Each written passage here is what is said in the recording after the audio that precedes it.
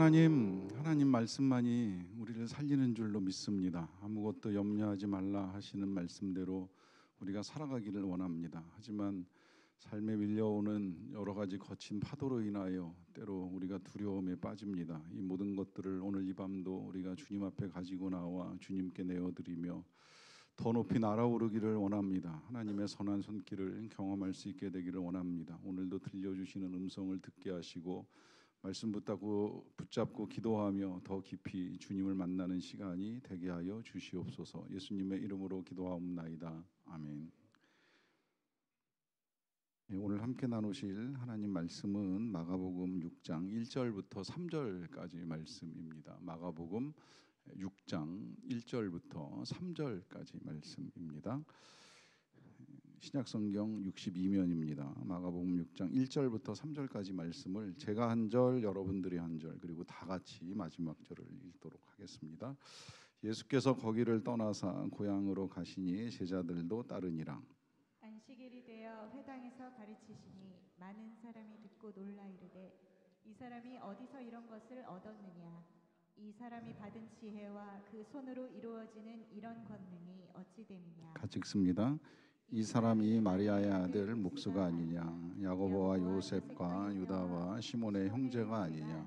그 누이들은 우리와 함께 여기 있지 아니하냐 하고 예수를 배척한지라. 아멘. 어제 우리 교회 수험생들 수능 시험이 끝났습니다. 어제 수능 시험 어제 수능 기도회 제가 한 7, 8번 한 것 같은데 어제 좀 특별하게 생각이 됐던 건 이 밤에 보이시는 분들이 어제 아침에 많이 보이시더라고요. 그러니까 늘 금요일마다 오셔서 기도하는 부모님들의 자녀들이 시험을 많이 봤습니다. 그래서 기도하는 부모님들의 자녀들은 시험을 어떻게 치렀을까 물어보고 싶지만 그 누구한테도 한 번도 제대로 질문을 하지 못했습니다.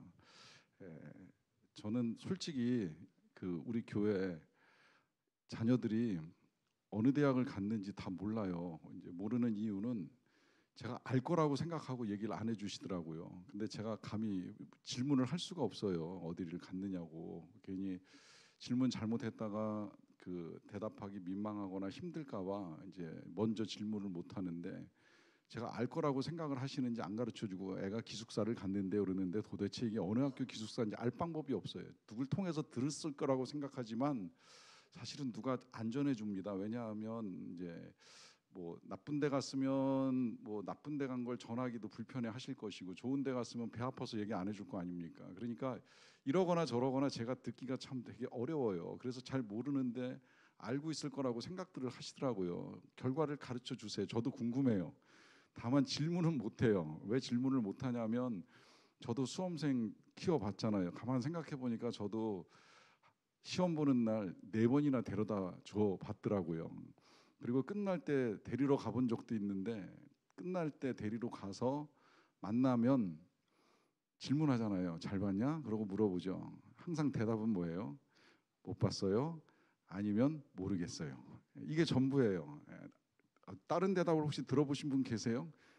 잘 봤어요. 이런 대답 들어보신 분 계시는지 모르겠는데 그런 대답 듣는 거 굉장히 어려운 일이잖아요. 아주 드물게 정말 자신만만하게 나오는 친구들이 우리 교회도 뭐 어쩌다가 있었던 걸로는 알고 있지만 대부분의 대답은 잘 모르겠어요 정도의 수준의 이야기를 듣습니다. 이제 그러다 보니까 이 시험 치른 자녀들을 둔 부모의 입장에서는 시험이 끝나고 난 다음에 정말 내일 모레 추수감사절이 감사로 충만한 날이 될지 또 기쁨으로 충만한 날이 될지 아니면 낙심과 절망 속에서 탄식하는 날이 될지 하는 이제 의문을 갖게 되는 거예요. 자, 그러면 오늘은 자녀들 이야기를 좀 더 나누고 싶은데 혹시라도 뭐 자녀가 장성해서 직업을 가진 자녀들도 이 자리에 있기는 하겠습니다만은 여러분 지금 성장하고 있는 여러분들의 자녀들이 어떤 일을 하기를 원하십니까? 그리고 왜 그 일을 하기를 원하십니까? 한번 좀 잘 생각을 해보세요. 자, 사실은 우리의 자녀가 어떤 일을 했으면 좋겠다라고 하는 그림이 명백하신 분도 있겠지만 아직 잘 모르겠다 하시는 분도 적지 않을 거라고 생각을 해요. 왜냐하면 우리 아이들의 미래가 아이들의 꿈만 가지고 이제 만들어지는 것이 아니라 실제로는 이제 현실적으로 나오는 성적표 받아들고 나서 거기에 맞는 학교와 전공을 찾는 일도 이제 일어날 수밖에 없고요. 그렇게 해서 전공을 찾아가지고 공부한다고 한들 또 제가 이렇게 보니까 전공한 대로 인생이 열리지도 않더라고요. 전공과는 전혀 무관하게 어떤 경우에는 여기 이 자리에도 전공은 했지만 전공과는 전혀 상관없이 그냥 집에서 아이들 육아하는 게 전부인 이 삶으로 인생을 사신 분들도 계시잖아요. 그러니까 우리가 대학교에 가서 뭘 전공하고 뭘 배우느냐라고 하는 것이 우리의 일을 반드시 결정짓는 일은 아니라고 하는 거예요.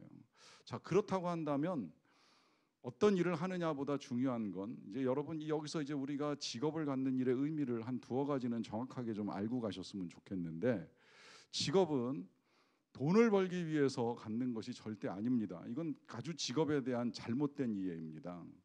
돈을 벌기 위해서 직업을 가질 것 같으면 알바를 해도 상관은 없어요. 돈은 알바해도 얼마든지 자기 쓸 만큼은 벌 수가 있어요. 하나님이 우리에게 직업을 주시는 가장 중요한 이유는 그 직업의 현장에서 하나님의 나라를 살아가는 겁니다. 그때 이 직업의 현장은 밖에 나가서 돈 버는 일일 수도 있겠지만 집안에서 가족들을 섬기는 일이 될 수도 있어요. 실제로 직업란에다가 하우스와이프라고 쓰는 경우도 있잖아요. 이 자체를 나의 잡이라고 생각을 하고 쓰는 거예요. 그러면 그 자리에서 하나님의 나라를 이루어 가시면 되는 거예요. 집에서 내가 섬기는 일을 통해서 어떻게 하나님의 나라를 이룰까 고민하고 하나님이 깨닫게 해주시는 대로 섬기면 되는 거예요. 이것이 우리가 일을 하는 의미이지, 이 일을 통해서 돈을 벌겠다, 떼돈을 벌겠다, 뭐 부유하게 살겠다, 이건 중요한 문제가 절대 아니라고 하는 것입니다. 그러하기 때문에 우리가 하는 일 속에서 어떻게 하나님의 나라를 이루어 갈 것인가 하는 것이 이제 우리에게 일을 주시는 하나님의 목적이고요. 거기에 이제 또 한 가지가 있다고 한다면 그 직업을 통해서 하나님께서 세상을 다스려 가시는 원리를 깨닫는 거예요.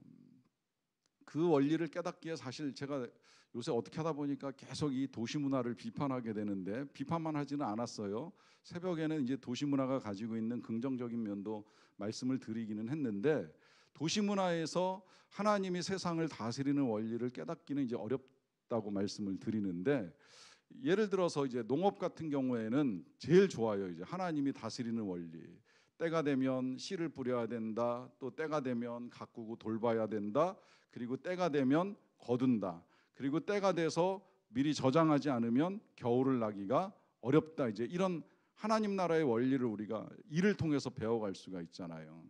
근데 이제 도시에서는 자꾸 이제 경쟁 배우고 앞서가는 걸 하려고 하다 보니까 이 안에서 하나님의 나라를 어떻게 이루어가고 하나님의 뜻이 무엇인지 찾아가기가 어려운데, 잘 생각해 보세요. 지금 여러분들이 하시는 그 일 속에서 하나님이 여러분들에게 주시는 깨달음이 있을 거예요. 그걸 찾아가는 것이 우리의 일의 본분 중에 하나입니다. 내가 섬길 때 가족들이 건강해지고, 내가 섬길 때 가족들이 깨끗해지고, 내가 섬길 때 우리의 자녀들이 바르게 성장해 갈 수 있고 한다면 그게 지금 여러분들이 배워나가야 될 일의 의미라고 하는 것입니다. 자, 그러면 우리 예수님이 가지고 계셨던 직업은 뭐였어요? 직업은 뭐예요? 예, 목수이셨죠. 오늘 본문에 나와 있잖아요. 3절에 보시면 이 사람이 마리아의 아들 목수가 아니냐라고 하는 널리 알려진 우리 예수님의 직업은 목수입니다. 자, 이 목수라고 하는 직업 속에서 우리 예수님께서 가지고 계셨던 하나님 나라의 원리가 이제 어떻게 드러나는가 하는 것을 오늘은 볼 텐데요. 우리 예수님은 어느 정도의 기간인지 명확하진 않지만 목수 일을 꽤 하셨던 것 같아요. 그리고 이제 그 일에 충실하게 일을 하시다 보니까 그 일을 하시면서 이 사람들을 앞으로 이제 어떻게 섬기고 도와주셔야 하는가 하는 것을 분명히 아셨을 거라고 생각을 합니다. 그 대표적인 우리 예수님의 말씀이 이 말씀이에요. 수고하고 무거운 짐진 자들아 다 내게로 오라. 내가 너희를 쉬게 하리라 하시잖아요. 그러고 난 그 다음 말씀 뭐라 그러셔요? 내 멍에는 쉽고 가벼움이라라고 하는 말씀을 하시죠. 자, 여기서 나오는 이 멍에가 어디에 쓰는 건지 아시죠? 멍에는 말의 목에 혹은 소의 목에 채워서 일을 시키기에 쉽게 만드는 도구입니다. 이때에 이 멍에가 말이나 소 혹은 뭐 나귀의 몸에 이렇게 얹혀지게 되면 이게 매는 나귀나 소의 입장에 있어서는 편안해야 되고 가벼워야 돼요. 그렇게 하기 위해서 예수님이 직접 나무를 깎아서 멍에를 만드는 작업을 하시면서 터득하신 진리가 이 말씀 속에 그대로 들어있는 거예요. 내 멍에는 쉽고 가볍다. 그래서 나로부터 배우기를 바란다 하는 말씀을 선포하시잖아요. 자, 이렇게 이제 예수님은 그 일을 통해서 사람들과 어떻게 해나가실까라고 하는 사실을 이제 분명하게 보시게 되셨는데요. 자, 그렇다고 한다면 목수로서 우리 예수님이 어떻게 이제 이 일을 이루어 가시는가 하는 점을 조금 더 이제 눈여겨 보겠습니다. 첫 번째로 목수가 하는 제일 첫 번째 작업이 뭔지 아시죠? 그 작업은 다른 것이 아니라 나무 속에서 그림을 그리는 거예요. 물론 이제 나무는 다양해요. 어떤 나무는 대단하게 이제 굵고 큰 나무가 있기도 하고, 어떤 나무는 뭐 작은 나무도 있고, 혹은 뭐 가늘고 긴 나무도 있을 터인데, 목수의 첫 번째 작업은 그 나무로부터 나올 작품의 그림을 그리는 겁니다. 그러려면 이제 물론 분류하는 작업도 필요해요. 뭐 예를 들어 굵은 나무 같으면 뭐 가구를 만드는데 용이하겠다 뭐 이렇게 생각을 할 수도 있고, 뭐 가느다라고 그냥 길기만 한 나무 같으면 뭐 이건 뭘 만들기가 썩 좋지 않네 싶은 경우에는 정말 자르고 잘라서 이쑤시개라도 만들 이 그림이 반드시 나무 안에 있는 거예요. 그런데 문제는 뭐냐면 처음 만나는 나무는 어떤 형태로든 가공돼 있지 않습니다. 굉장히 투박한 모습입니다. 어떤 나무는 뭐 옹이가 튀어나와 있기도 하고, 어떤 나무는 휘어져 있기도 하고, 볼품없는 모양을 갖추고 있을 수도 있다는 거죠. 자, 이제 여기에서부터 이제 우리가 우리의 자녀들하고 그림을 그리는 일이 어려운 거예요. 우리는 우리의 자녀를 낳고 아이를 키워가는 과정 중에 물론 부모로서 장차 이 아이가 어떻게 될까 여러 가지 그림을 그려보죠. 근데 그 그림이 일관성 있게 그려지는 부모는 없을 거라고 생각이 돼요. 어렸을 때 뭐 조금 공을 차는 것 같으면 축구 선수를 시켜볼까 그러다가도 또 뭐 좀 기억니은 빨리 깨치고 숫자를 좀 아는 것 같으면 얘를 공부를 시켜야 되나, 공부를 시키면 도대체 이과로 보내야 되나 문과로 보내야 되나 막 이러면서 한때는 천재인 줄 알았다가 나중에는 이제 결국은 저 지방대라도 가면 다행이고 감사하다 막 이러면서 부모의 꿈들은 여러 차례 이제 변화를 일으키잖아요. 분명한 건 주님은 그림을 그리고 계신다는 사실이에요. 그 그림이 우리 예수님은 베드로에게 있어서 멋진 사도의 모습을 그리고 계셨던 거예요. 사울에게 있어서는 당대로부터 지금까지 최고의 신학자요 선교사의 그림을 그리고 계셨습니다. 세리 마태가 세간에 앉아서 계산하는 모습을 보면서 언젠가 그가 잘 정리될 복음서를 사람들에게 남겨줄 것이라고 하는 그림을 그리셨고요. 당시에 성질이 우레와 같아가지고 우레 아들이라고 하는 별명을 얻었던 요한에게서는 언젠가 사랑의 사도가 될 것이라고 하는 그림을 그리셨다는 것입니다. 어떻게 보면 누가 직업이 의사였던 이 누가도 연구 분석이 체질이었기 때문에 그에게서 누가복음이라고 하는 책을 쓸 것을 그리시지 않았을까라고 하는 생각도 해보게 됩니다. 어떤 사람이든지 다 주님 앞에서 이렇게 그림이 그려진다는 사실이에요. 그렇다면 우리의 자녀들에게도 우리 예수님께서 그리시는 그림이 있을 수 있다는 것이죠. 물론 다 쓰임이 달라요. 나무의 종류마다 쓰임이 다른 것처럼 사람들마다 쓰임이 다릅니다. 어떤 나무는 쟁기를 만드는데 적합한 나무가 있고요. 어떤 나무는 가정의 아름다운 가구가 될 만한 나무가 있고요.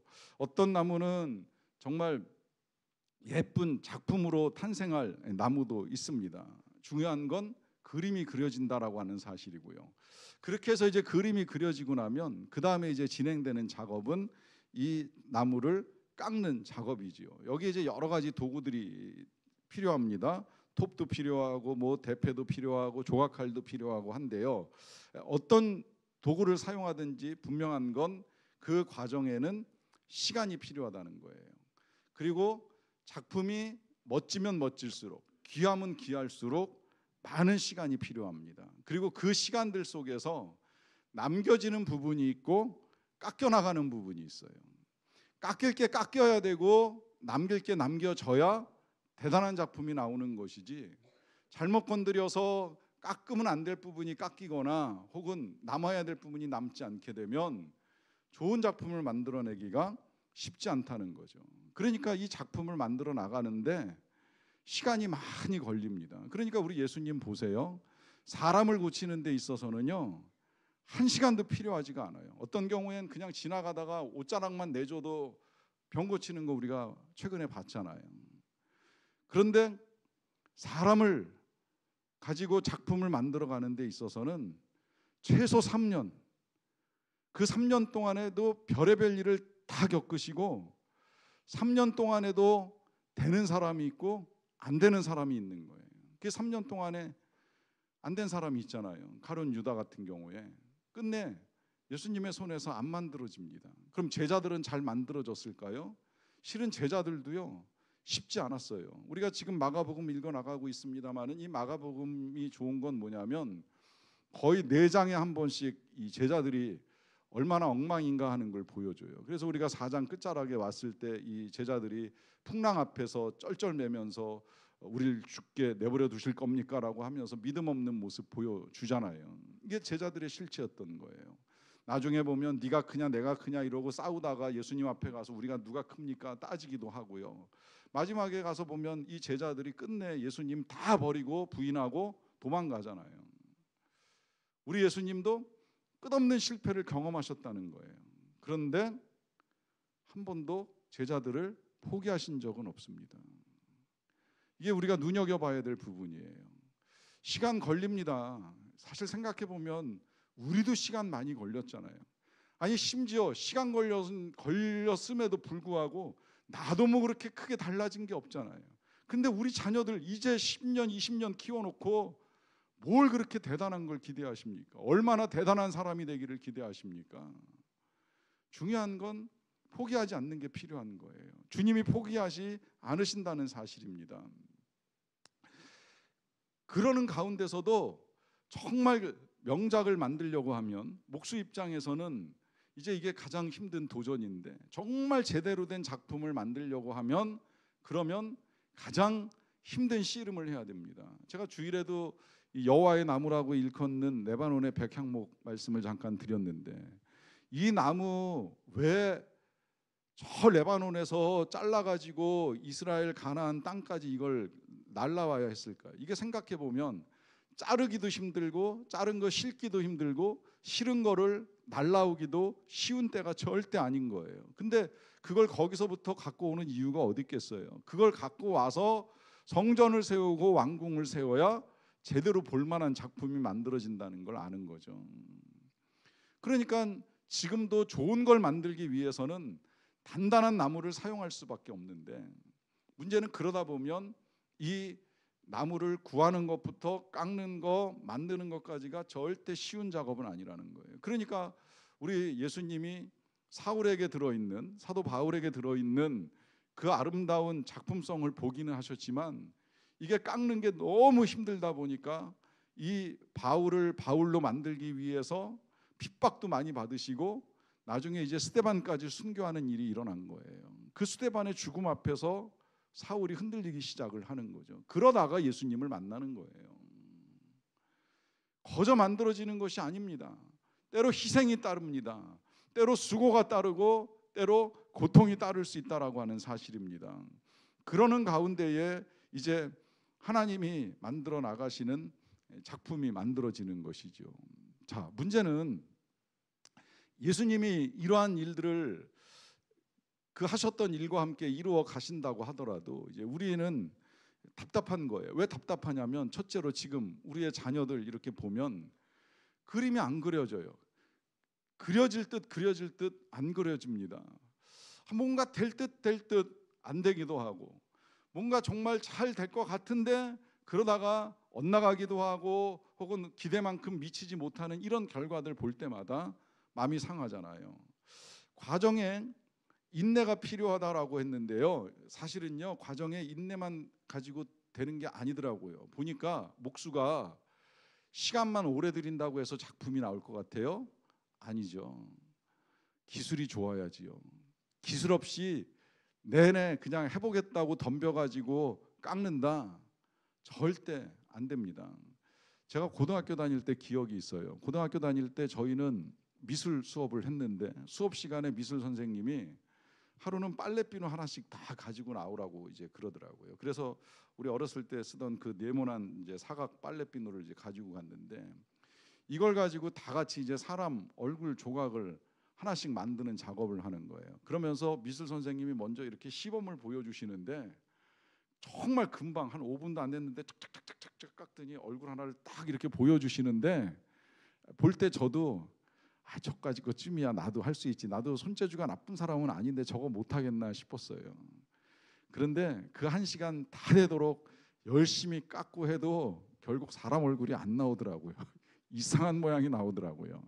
왜 그렇겠습니까? 시간이 부족해서가 아니라 기술이 부족한 거예요.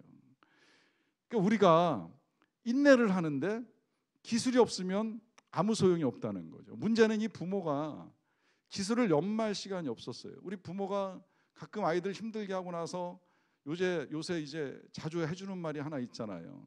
처음이라 그래.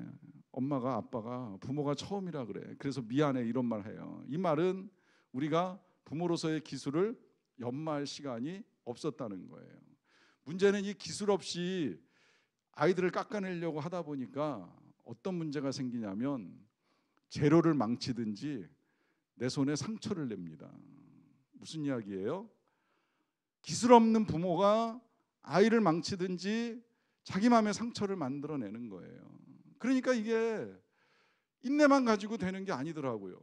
할 수 있는 능력이 있었어야 되는데 능력 없이 욕심만 내고 덤비다 보니 제대로 된 작품이 나오는 게 아니라 서로 고통을 주고받는 결과로 끝나버리고 만다는 거예요. 더더군다나 마지막에 예수님이 보여주셨던 그 투박한 나무를 깎아가지고서 굉장히 명작을 만들어내는 데 있어서는 더더욱 우리는 무슨 기술을 가지고 그렇게 하겠습니까? 무슨 기술이 있다고 우리가 우리의 자녀들을 명작으로 만들어내는 부모가 될 수가 있겠습니까? 그러니까 주님이 포기하신 적이 없다고 말씀하시지만 우리는 가끔은 한 번씩 포기하고 싶다 하는 생각이 들 때도 찾아오는 게 솔직한 부모 마음 아니겠습니까?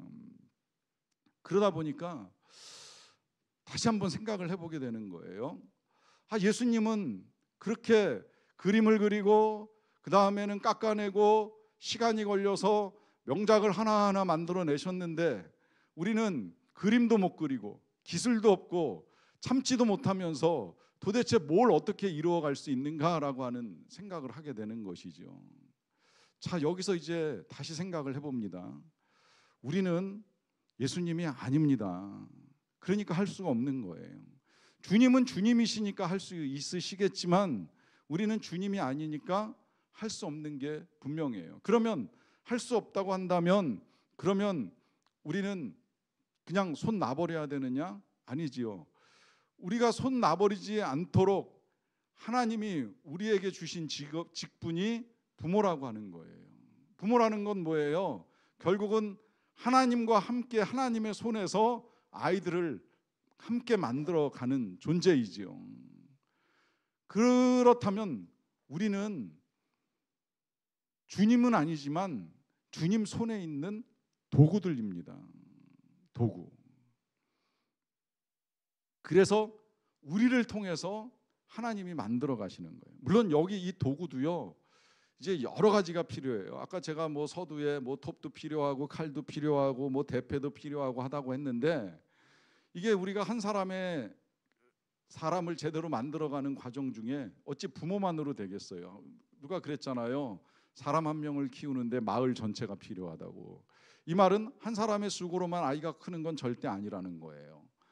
마을 전체가 필요한 것처럼 우리의 자녀 한 사람이 크기 위해서는 부모도 있어야 되지만 학교 선생님도 있어야 되고 교회 선생님도 있어야 되고 교역자도 있어야 되고 요즘 같으면 학원 선생, 과외 선생까지 다 있어야지 한 사람이 제대로 만들어질까 말까 합니다. 그런 세상에서 우리가 어떤 도구이든지 뭐 역할은 조금씩 다 다를 수 있겠지만 분명히 우리는 이제 도구로 이 사역을 감당하는 사람들인 것임에는 틀림이 없는데요. 자, 문제는 도구라고 해서 다 같은 도구이겠는가? 다 주님의 손에서 쓰임받는 도구가 될 수 있겠는가? 하는 점이 이제 조금 다르다라고 하는 거죠. 잘 생각을 해보세요. 여러분, 목수가 작업을 해나가는데 어떤 도구를 쓸 거라고 생각을 합니까? 도구가 여러 개가 있을 수 있는데 그 중에 녹슨 도구를 쓸까요? 무딘 도구를 쓸까요? 이런 도구들은 절대 쓸 수가 없죠. 도구 상자 안에서 녹이 슬어 버렸으면 아무리 브랜드가 좋은 도구라고 하더라도 작품을 만들 수가 없는 거예요. 날이 무뎌졌어요. 갈지 않으면 절대 쓸 수가 없다는 겁니다. 그러니까 이 도구가 준비되지 않으면 쓸 수가 없는 거예요. 그럼 도구가 준비된다는 건 무슨 이야기겠어요? 도구가 준비된다는 거는 그 도구가 주인의 손에서 쓰일 만한 도구여야 된다는 거예요. 그런데 그 도구 중에도요, 보면 선한 도구가 있고 악한 도구가 있습니다. 성경에 특히 이제 그걸 잘 보여주지요. 성경을 읽어 나가다 보면 선하게 쓰임 받는 하나님의 일꾼이 있고요, 악한 대로 쓰임 받는 하나님의 도구가 있습니다. 그 대표적인 예가 아수르나 바벨론 같은 나라가 이제 그런 도구가 되는 것이죠. 이 나라들이 절대 선하지 않아요. 전쟁 일으키면서 욕심차게 땅을 넓히고 다른 나라 민족을 데려다가 종 삼기 위해서 길을 썼던 나라들인데 할 수 없이 하나님이 이제 이들을 통해서 이스라엘을 깨우치고 각성시키는 일에 쓰시잖아요. 이런 경우에는 쓰임 받고도 버림받는 이제 비참한 도구가 돼버리는 거예요. 우리가 세상에서도 흔히 칼은 양면이어서 이게 의사의 손에 들어가면 사람을 살리지만 강도의 손에 들어가면 사람을 죽이고 빼앗는 일에 쓰임 받는다라는 이야기를 하잖아요. 여러분, 그런 사람이 있을 수 있어요. 정말 능력은 탁월하지만 그 능력이 선한 데 쓰임 받는 사람이 아니라 악한 일에 쓰임 받을 수도 있다라고 하는 것이죠. 이제 그런 의미에서 선한 도구가 되어야 하는데, 자, 그렇다고 한다면 하나님 안에서의 선한 도구는 어떤 도구가 선한 도구이겠습니까? 자, 이제 여기서부터 이제 굉장히 중요한 결론에 도달을 하게 되는데요. 선한 도구는 새 도구가 아닙니다. 이 새 도구가 아니라는 말은 아무리 도구가 깨끗해도 제가 보니까 목수들은요, 새 도구를 그렇게 썩 좋아하지 않더라고요. 어제도 우리 공사를 하는데 이렇게 보니까 여러 장비들 중에 새로 산 장비가 등장을 했는데 이걸 쓰던 사람이 아니다 보니까 굉장히 어색하고 불편해 하시더라고. 처음에는. 왜 그래요? 익숙하지가 않아서 그런 거예요. 역으로 말씀드리면 익숙해야 된다는 것입니다. 어디에 익숙해야 되느냐? 주님께서 쓰시기에 익숙해야 된다는 거예요. 주님께서. 이 말은 주님이 말씀하시는 대로 움직이는 도구가 되어야 한다는 거예요. 내 생각대로 내 마음대로 움직이는 도구가 절대 아닙니다. 이것 때문에 이제 우리가 우리의 자녀들을 키워나가는데 힘들었던 거예요. 우리의 자녀들을 하나님이 원하시는 방식으로 하나님의 말씀 따라 키워나가는 도구로 내가 쓰임을 받는 게 아니라 내 방식대로 내 자녀들을 만들어가기 위해서 애를 쓰다 보니까 자꾸 흠집내고 서로 상처 주면서 고통스러운 나날들을 보낼 수밖에 없었던 거예요. 자녀는 하나님의 뜻에 따라 키워나가야 되는 거예요. 하나님의 뜻에 따라 키워나가려면 내가 하나님의 뜻에 따라 살아가는 사람이 되어야 하는 거예요. 나는 내 멋대로 살아가면서 나 살고 싶은 대로 살아가면서 너는 하나님 믿고 하나님의 뜻대로 살아가라. 말도 안 되는 이야기입니다. 여러분, 자녀들은 내 말 듣고 배워나가는 것이 아니라 내가 살아가는 삶의 모습을 보면서 배워나가는 거예요. 제가 그런 얘기 가끔 하잖아요. 아이들 중에 옛날에 그런 아이들 있었어요. 우리 애 중에도 한 명이 한 번은 화장실에서 넘어져가지고 어렸을 때 들어가 보니까 무슨 일이냐 그러고서 이제 아이를 일으켜 세우는데 세면대 위에다가 발 닦으려고 발 올리다가 발이 안 올라가가지고 뒤로 넘어졌다는 겁니다. 걔가 왜 거기서 발을 닦았겠습니까? 제가 닦는 모습을 본 거예요. 그리고 자기도 해보고 싶었는데 자기 다리가 그만큼 안 올라가니까 결국은 올리려다가 뒤로 넘어지고 만 거지요. 옛날에 우리 형네 집에서는 첫째가 항상 그 동생 데리고 노는 놀이 중에 하나가 그 놀이였어요. 책가방 챙겨 들고 나가면서 신방 다녀올게. 형님이 목사이셨기 때문에 그거밖에 보고 들은 게 없는 거예요. 그러면 여동생이 앉아 있다가 여보 잘 다녀와요. 이게 전부였던 거예요. 그들 놀이에. 평생에 보고 배운 건 그 나이까지 그게 전부였던 거예요. 아이들은 하나하나 보고 배웁니다. 우리 이준이가 할아버지 닮았다는 말을 별로 썩 좋지 않게 반응했다는 이야기를 들었는데, 너 할아버지 닮았다는 말이 싫으냐? 이렇게 물어봤더니 그 아이가 이렇게 대답을 했답니다. 할아버지 설교할 때 자꾸 이래서 싫다고. 애들은 다 봐요. 그리고 보고 배워요. 여러분, 우리가 뭘 보여줬느냐에 따라서 우리의 자녀들이 그렇게 클 수밖에 없었던 거예요. 그럼 이제라도 늦지 않았어요. 여러분, 우리가 보여줘야 되는 건 우리의 자녀들에게 우리의 모습을 보여주는 것인데, 그 모습이 어떤 모습이겠습니까? 그 모습은 우리가 먼저 하나님을 섬기는 모습을 보여드리는 거예요. 순종하는 모습을 보여드리는 거예요. 따지고 거부하고 외면하는 모습이 아니라 하나님이 말씀하시면 어떤 일이 있어도 해내야 된다라고 하는 이 믿음의 모습이 우리 자녀들에게 전해지는 거예요. 여기에 더하여서 우리가 할 수 있는 것이 있다면, 우리는 주님만한 기술자가 아니기 때문에 기술자한테 맡겨드리는 작업을 하는 거죠. 우리가 왜 기도를 하겠습니까? 그야말로 기술이 없으니까 기도하는 거 아니겠습니까? 능력이 없으니까 기도하는 거예요. 우리가 능력이 있는 줄 알고 착각해서 우리의 힘으로 해보려고 애썼더니 이게 안 되는 거예요. 이상한 작품이 만들어지는 거예요. 그런 우리의 현실을 깨닫고 이제라도 주님의 손에서 작품이 되기를 원하는 마음을 가지고 주님 앞에 우리의 자녀들을 올려드리는 작업을 하는 거예요. 여러분, 그렇게 할 수 있다라고 한다면 낙심하지 마세요. 절망하지 마세요. 시간이 걸릴 수도 있어요. 어떤 사람은 80이 되어서 쓰임받는 모세 같은 사람이 있을 수도 있는 거예요. 중요한 건 그 나이에라도 쓰임받을 수 있다면 영광스러운 길을 걷는 것이고 하나님 나라의 기둥 같은 사람이 되는 거예요. 우리가 그렇게 될 수 있고 우리의 자녀들은 더욱 그럴 가능성을 너무나 많이 가지고 있기에 오늘도 우리는 낙심하지 않고 그런 믿음을 가지고 하나님께 구하는 사람들입니다. 저와 여러분들의 자녀들이 주님 안에서, 주님 손에서 좋은 작품 되기를 주님의 이름으로 축원합니다. 기도하겠습니다. 하나님, 감사합니다. 사랑하는 우리의 자녀들 볼 때마다 부모로서 참 안타깝게 이를 데 없음을 고백합니다.